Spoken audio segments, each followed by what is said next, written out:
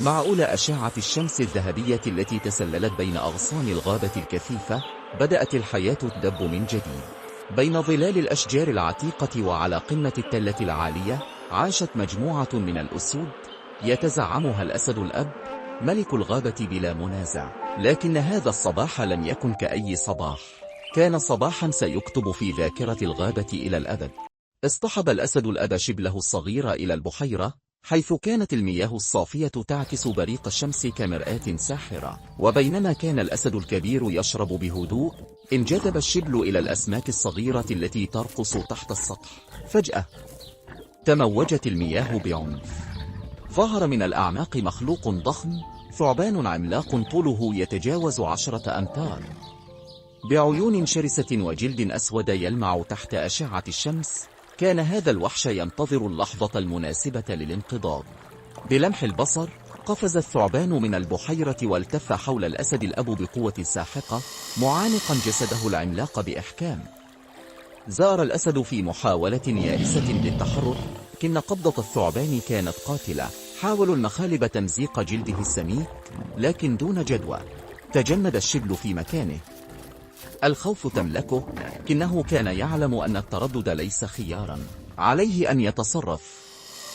وبسرعة انطلق الشبل عبر الغابة، قافزا بين الأشجار باحثا عن أي مساعدة. فجأة رأى مجموعة من البشر، كانوا فريق إنقاذ الحياة البرية، لكنه لا يستطيع التحدث، فكيف سيفهمون استغاثته؟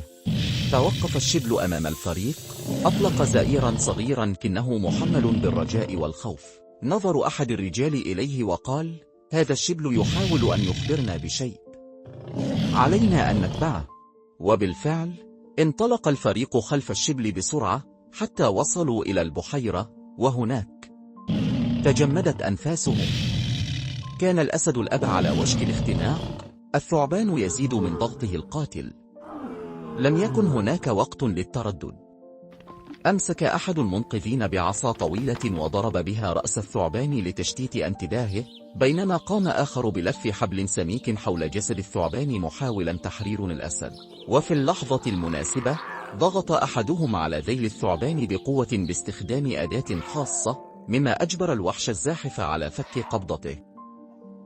استجمع الأسد الأب ما تبقى لديه من قوة، وبحركة مفاجئة أفلت من أسر الثعبان. تراجع إلى الوراء يلهث بشدة، بينما وقف الشبل على مقربة منه، عيونه تمتلئ بالخوف والقلق. وبهدوء مهيب نظر الأسد الأب إلى المنقذين، ثم أطلق زئيرا قويا. لكن هذه المرة لم يكن زئير تهديد، بل كان زئير امتنان. تقدم الشبل نحو والده، احتضنه برأسه الصغير، وكأنهما يتأكدان أنهما بخير. نظر الأسد الأب إليه بفخر، فبفضل ذكائه وشجاعته نجا من الموت المحقق. غادر فريق الإنقاذ، تاركين خلفهم قصة ستروى في الغابة لأجيال. ومنذ ذلك اليوم تعلم الشبل درسا لا ينسى: القوة وحدها ليست الحل دائما، فأحيانا يكون الذكاء والعمل الجماعي هما مفتاح النجاة. إذا أعجبتكم القصة لا تنسوا دعمنا بالإعجاب والاشتراك لمزيد من القصص الملهمة.